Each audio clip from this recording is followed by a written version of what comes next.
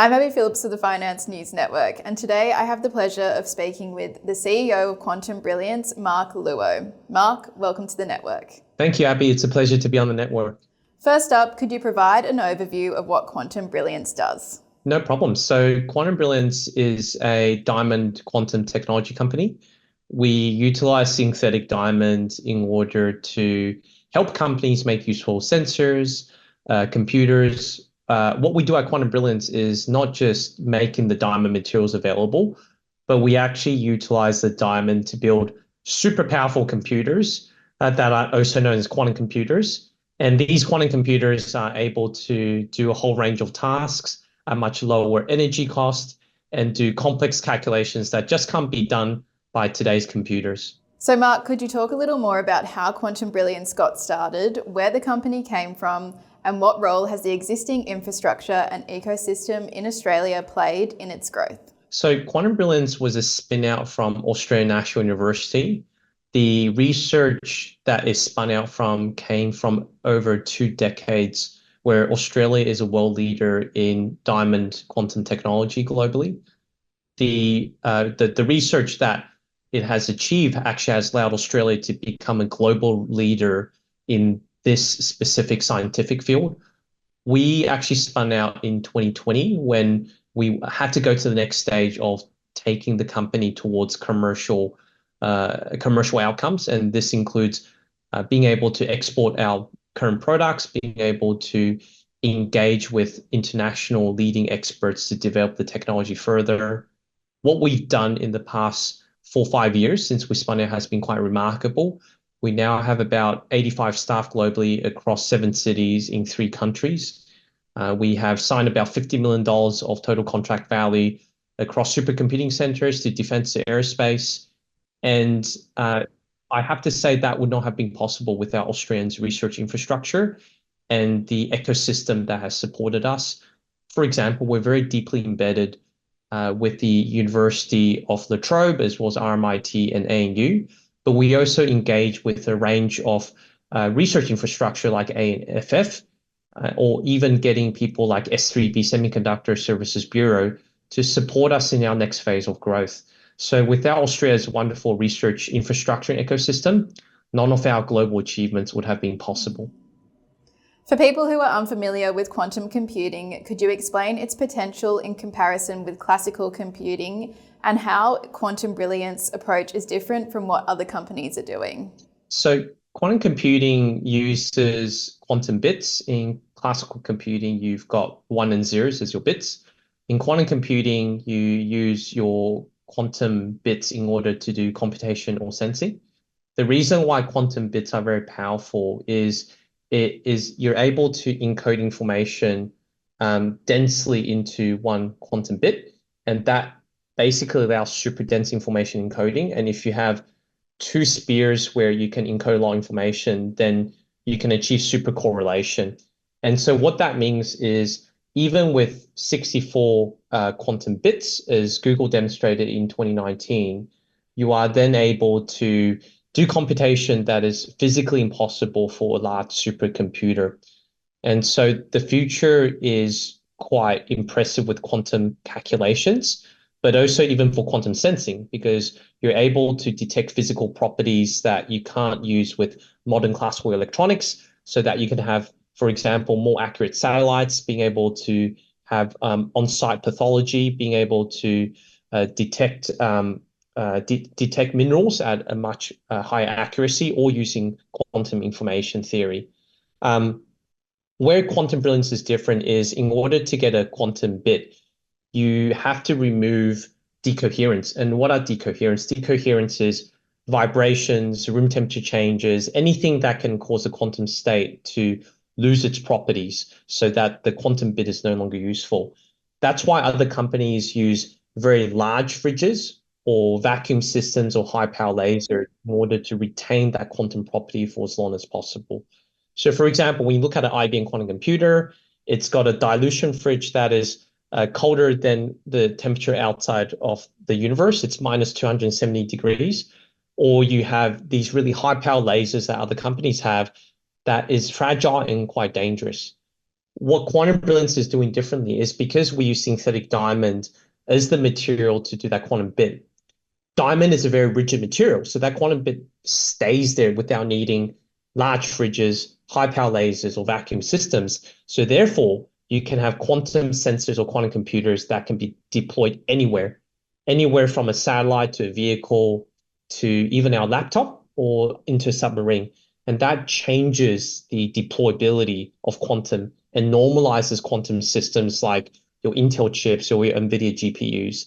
And so that is what makes Quantum Brilliance quite a unique company, which is to enable mass deploy quantum technology anywhere, everywhere, in all types of environments.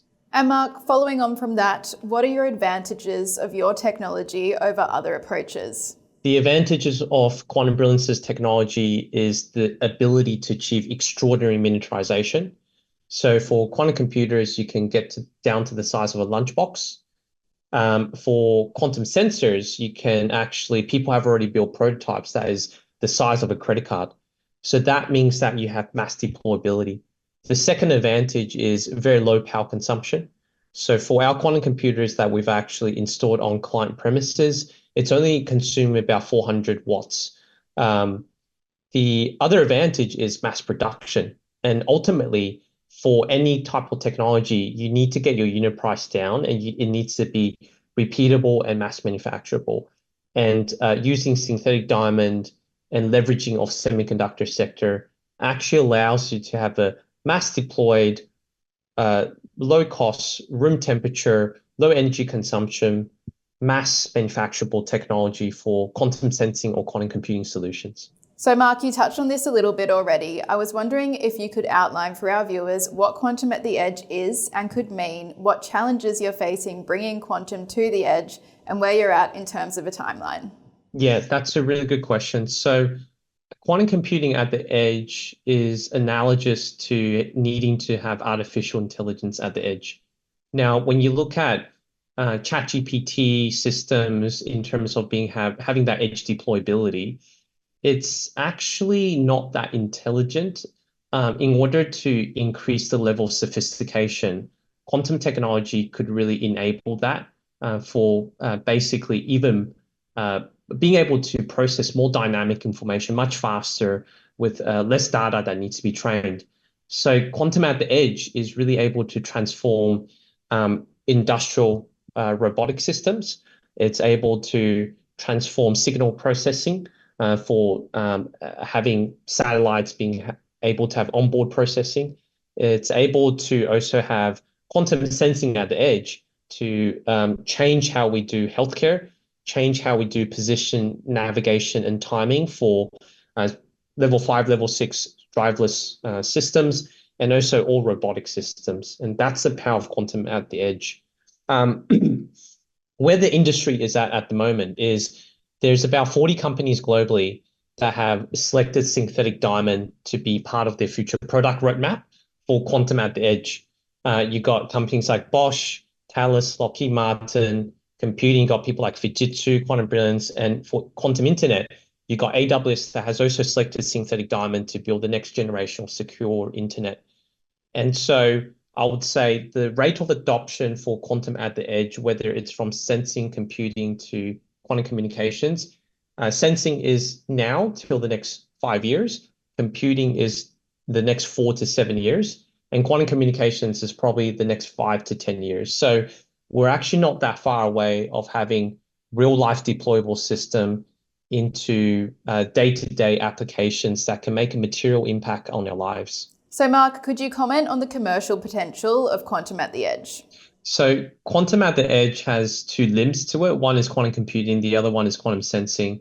Within quantum computing, it's estimated to be a $100 billion market. And we think the edge market will be at least 50% of that $100 billion market.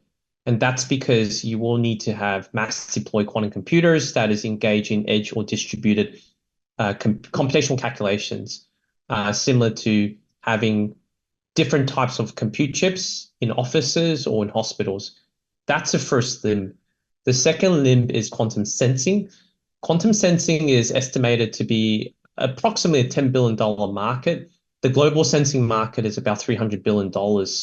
And sensing as a market by using quantum sensors at the edge is highly prevalent because sensors are meant to be dynamic, deployable, and easy to integrate and engage with. One example of a quantum sensor is having a quantum sensor that can do better battery electric vehicle management. If you look at the statistics, there's probably at least 10 million EVs that will be sold by the end of the decade. And if every vehicle has a quantum sensor, that's easily over a $1 billion market.